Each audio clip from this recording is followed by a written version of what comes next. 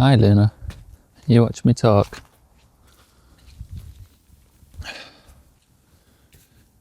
This is for people like myself until the age of 24 that never get angry. And this is a warning video. And for the people wondering, how can you not get angry? There's sort of people that might be struggling with anger issues. I can teach you how to never get angry, but it would be the worst thing you ever learn. So why would it be bad? Well, I'll explain that. Anger is very essential, and everyone feels anger. So if you don't get angry, then you're doing something wrong with your anger. For 24 years, my whole existence before then, I thought I didn't get angry. I thought anger wasn't a thing that I experienced. And people would always say, it's like, Will, you're so calm, you never get angry. Even in the worst situations, you never get angry. Even when people are rude to you, you never get angry. And people used to be like, how do you do this? And I thought this was cool. And then I started studying Stoicism at like 18. And I thought, oh yeah, the Stoics, they control their anger, they temper themselves. I'm pretty stoic. Then I realized at 24 that I was not stoic. And basically, I was talking to this woman, and she was helping me with my anxiety. That's what I thought was the problem. And she was asking me questions like, when does this problem arise? And I says, it's always there. I'm always anxious. It's always a problem in my life. And she says, well, can you give me more insight? Think of events, situations that make you specifically anxious.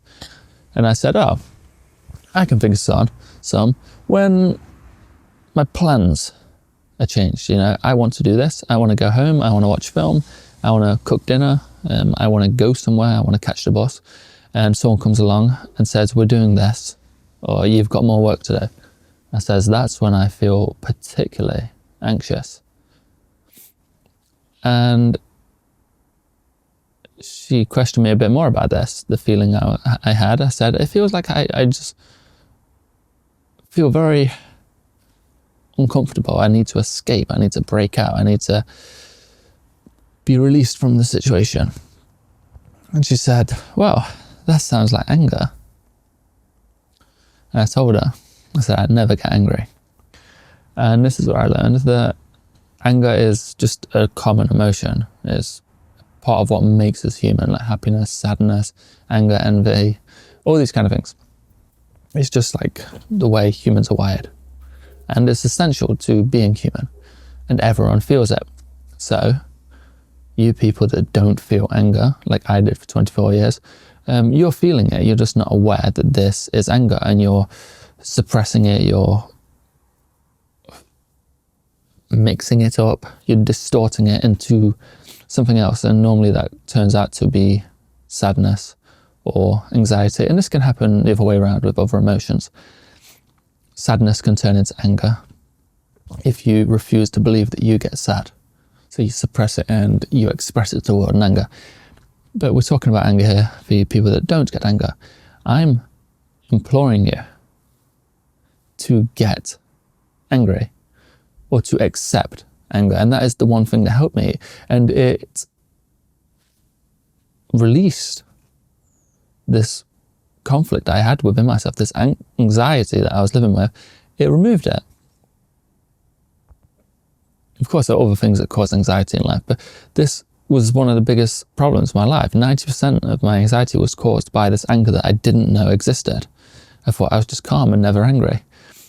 And the thing is, in my situation, when I thought I was getting anxious because my plans had been changed, I was getting angry because people were not respecting my plans. If I wanted to go somewhere at a certain time and someone says, you have to do this work, or someone was saying, we're doing this instead, in my mind, I thought some part of me was saying, why are you disrespecting what I want to do? You haven't been considerate of me. And this was anger. And a natural response, that anger would have provoked me to response and to be assertive. That's a healthy emotion. When anger arises, use assertiveness to say your truth. So I say, this is what I plan to do. I don't feel like you're aware or you're being considerate of my plans, my day, what I'm doing. Maybe we can work around this, or maybe I'm just going to get on with my day and disregard what you're wanting to do. Maybe we can have a compromise. But this anger that evokes these feelings, and you want to respond, and you can use assertiveness to respond. But if you do not allow this anger to be, and you believe that you never get angry, you suppress it, and instead of fighting the world outside, or instead of even confronting the world outside, it doesn't have to be a display of aggression. Instead of facing the outside world, you start a war within. And all that anger that you don't have is just bottled up inside of you, and it is just making you ill, and it's ruining your life. So the next time you feel this feeling, this anxiety, or however you're sort of just feeling it, and I was always aware that it wasn't just anxiety, I was always aware something's not quite going on right here. But I wasn't sure because I never learned about emotions properly. So the next time someone said, no, you're doing this, we're going here, you've got work to do, you've got this to do. And I thought, no, I've already got plans. I'm cooking my dinner. When that feeling arose, where I felt uncomfortable and I wanted to escape, I just said to myself, this is anger, I'm angry, and rightfully so. They disrespected me, they disregarded my feelings. And it wasn't long before I found healthier ways to express this. I set boundaries based off of this anger. But without the anger there to stick up for me, or to alert me that something is wrong and I need to stick up for myself rather than starting a war within, I mitigated many problems in my life. And all these things where I thought I couldn't fight the world outside, I couldn't face the world outside, actually people were pretty accepting. And oftentimes when you don't display that assertiveness, and you don't allow yourself to face the outside world, people just assume that you're okay with it. It's not their fault. If they've said to you 100 times, hey, we're doing this, we're doing this, we're doing this, and you say yes every single time, the 101st time, they're just going to go, he or she's okay with it, they're fine. They're cool doing whatever. And that's how I thought I was, cool doing whatever. I don't mind. I don't care what we do. And I thought that was like me being chill. I actually won an award for it at school for being non-caring. And I thought it was a cool thing. I was like, yeah, I don't care. I don't care what job I get, what I do. I'm just going with the flow. It's not cool. How can you not care in a world with infinite possibilities? You can do anything. So next time someone says, we're doing this, and you say to yourself, I don't mind, I'll just do what you're doing. Just think, no, you do mind. You could be watching Lord of the Rings. You could be making dinner. You could be boxing. You could be sat in your garden talking to your phone like me. So allow yourself to be angry.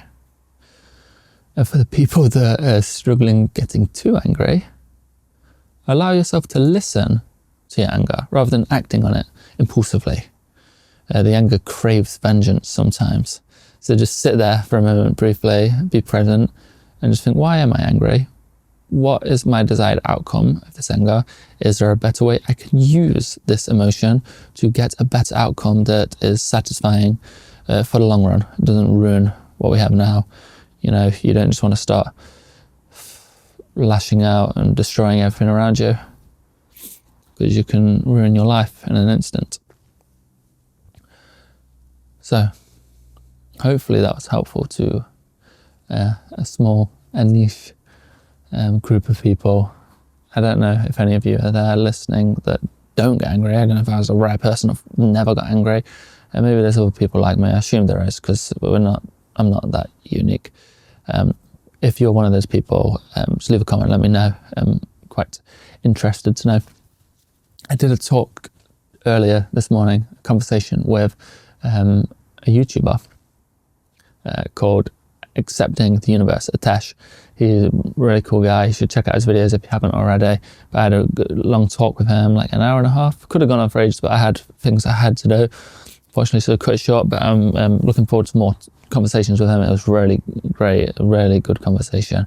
So I'm excited to share that. And if you want, I did a talk with Donald Robson. I've got 7 more booked in the following 2 weeks. So I'll be sharing them.